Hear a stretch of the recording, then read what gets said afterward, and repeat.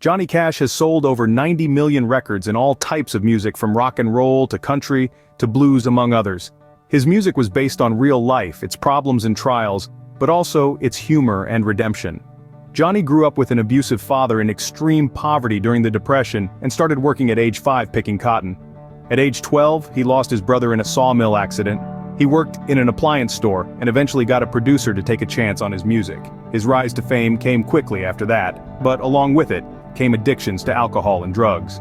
He was arrested twice on possession, and his addiction led to canceled shows, erratic behavior, and eventually divorce.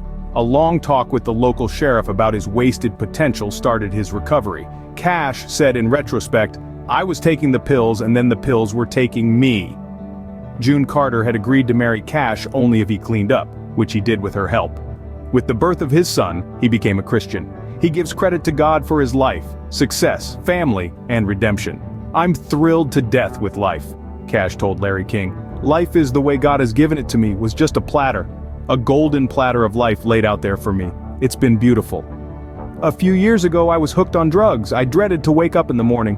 There was no joy, peace, or happiness in my life. Then, one day in my helplessness, I turned my life completely over to God. Now I can't wait to get up in the morning to study the Bible." You may not know the name Lawrence Tureau, but Mr. T was a household name in the 80s and 90s and larger-than-life personality on the small and large screens through massive hits such as The A-Team and Rocky III. Adorned in layers of gold chains, it's hard to believe he came from very humble beginnings. He was one of 12 children living in a 3-room apartment in a housing project on the south side of Chicago. In his early years he worked as a gym instructor and as a bouncer where he was hired to keep drug dealers out. His reputation grew and he became a bodyguard for celebrities. Discovered by Sylvester Stallone, Mr. T shot to stardom in Rocky III and never looked back. He was baptized at age 4 but recommitted his life when he was older and understood what that meant. He has committed himself to the cause ever since. I answer only to God.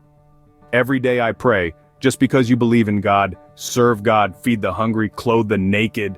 People gotta realize it don't mean things are not gonna happen to you. Stay humble and be concerned for the less fortunate.